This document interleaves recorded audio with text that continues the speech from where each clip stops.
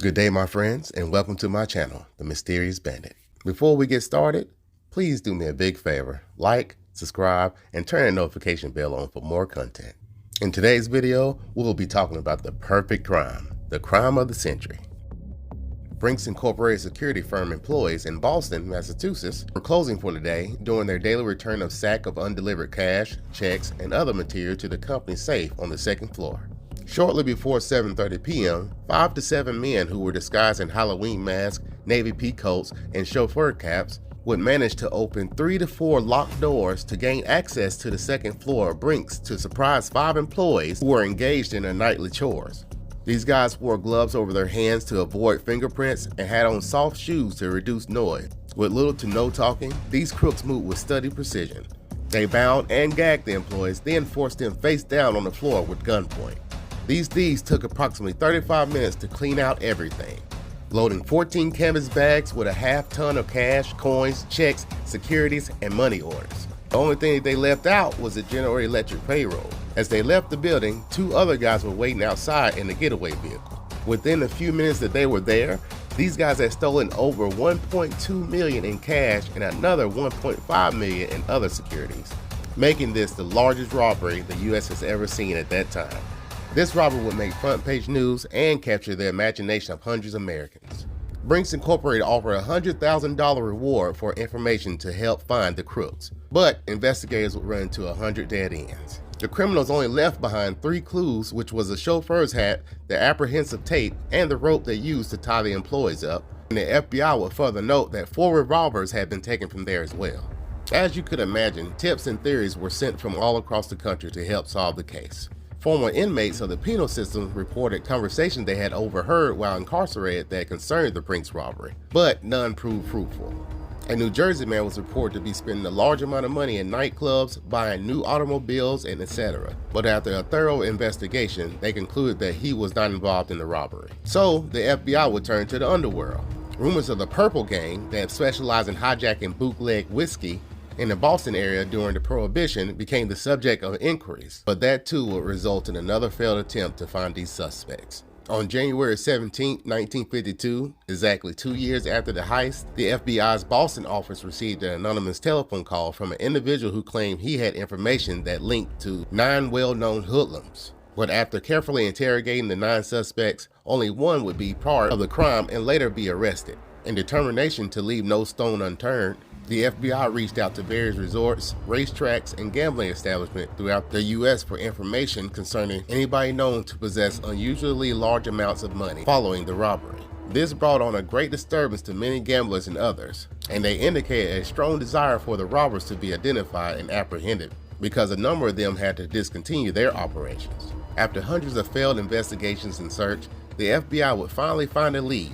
2 of the 4 revolvers that went missing from the Brinks building had been recovered.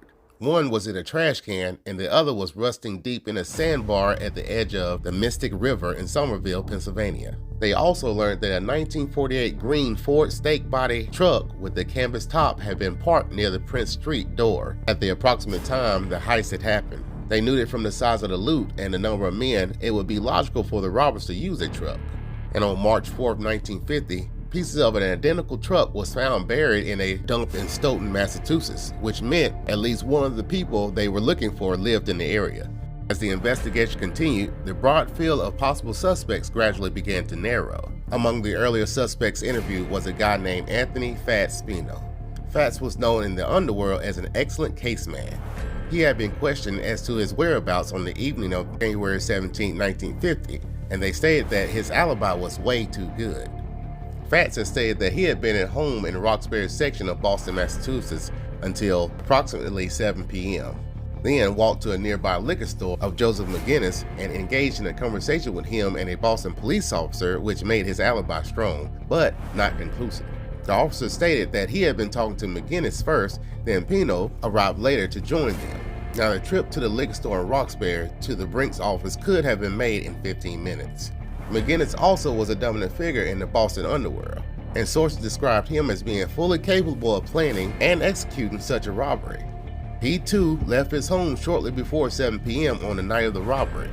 Now, neither one of these guys were known to be the type of criminals who would undertake such a potential dangerous job, but two of the prime suspects whose nerves and gun handling experience suited them for the Brinks robbery were Joseph Specs O'Keefe and Stanley Albert Gushera. Both of these guys had been questioned as well, and neither had too much of a convincing alibi. O'Keefe claimed that he left his hotel room in Boston at approximately 7 p.m. on the night of the robbery, but authorities attempted to locate him at the hotel but couldn't. His explanation was he had been drinking at a bar in Boston, and Gus also claimed that he had been drinking that evening as well. On June 12, 1950, Specs and Gus were arrested in Towanda, Pennsylvania for guns and clothing found in their possession from a burglary that happened in Countersport, Pennsylvania. Specs ended up being sentenced for several years in the Bradford County Jail, and Gus was acquitted, but later sentenced to 5 to 20 years for burglary, larceny, and receiving stolen goods. While being locked up, the Brinks robbery crew grew suspicious of Specs and thought that he would rat on them. But despite all the interviews concerning the robbery, neither would say a word. Instead, he started sending demanding letters to the rest of the gang, threatening to talk unless he was given a larger cut of the money, but the crew didn't bite. Soon after the release of Specs, in March 1954, there were several attempts to assassinate him. In the early morning hours of June 5, 1954, a vehicle had pulled next to O'Keefe's car and opened fire, piercing through his windshield. The second attempt was on June 14, 1954, when Specs was visiting Henry Baker, another suspect of the robbery. It was said that Baker was dealing with a bad case of the nerves and allegedly pulled a gun on Specs, and several shots were exchanged between the two, but neither of them hit their mark. The last attempt was by a hitman, Elmore Trigger Burks. 2 days later after his last encounter, Elmore Trigger Burks pulled a machine gun, firing more than 30 shots at Specs. This time he would be wounded in his wrist and chest, but he still managed to escape. It was later on when they found out that Pino hired the hitman. After all the assassination attempts and being shot, Specs would disappear. But on August 1, 1954, he was arrested for violating his probation on a gun-carrying charge. Realizing that he'll be facing decades in prison, he decided to turn on the 10 other crew members. So Specs made a deal with the FBI investigators and will give full details on the Brinks robbery and everyone involved. On January 11, 1956, the United States Attorney at Boston authorized special agents of the FBI to file complaints charging the 11 criminals. 6 members of the gang, Henry Baker, Vincent Costa, Michael Vinnie Gagan, Adolph Jazz Maffei, Joseph McGinnis, and the corporate Anthony Fats Pino were arrested by FBI agents on January 12, 1956. 3 of the remaining 5 gang members were previously accounted for, O'Keefe and Gus prison on other charges, and Joseph Banfield being dead. James Faraday and Thomas Sandy Francis Richardson fled to avoid being captured, but was placed on the FBI's 10 most wanted fugitive list. But their success in evading arrest ended abruptly on May 16, 1956, when the FBI agents raided the apartment they were hiding in Dorchester, Massachusetts. Despite the arrests and indictments, more than 2.7, and including the 1.2 in cash, was still missing. O'Keefe did not know where the gang members had hidden their share of the loot, or where they disposed of it, and the other members wouldn't talk. Over the years, the FBI was able to find a large sum of the money stored between Baltimore and Boston, but more than 1.1 of the currency taken in the Brinks robbery remains unaccounted for. This will be the end of the so-called perfect crime of 1950. Although I am sure there have been other robberies for larger amounts today, for them to come up with such a seamless plan and pull it off back in those days is pretty impressive. Well, that is it for now. I hope you all enjoyed, and let me know in the comments what you think. Please like, subscribe, and turn the notification bell on to receive my content. Like I said in my previous video, I'll be posting 3 to 4 videos each week. So until next time, stay mysterious, my friends.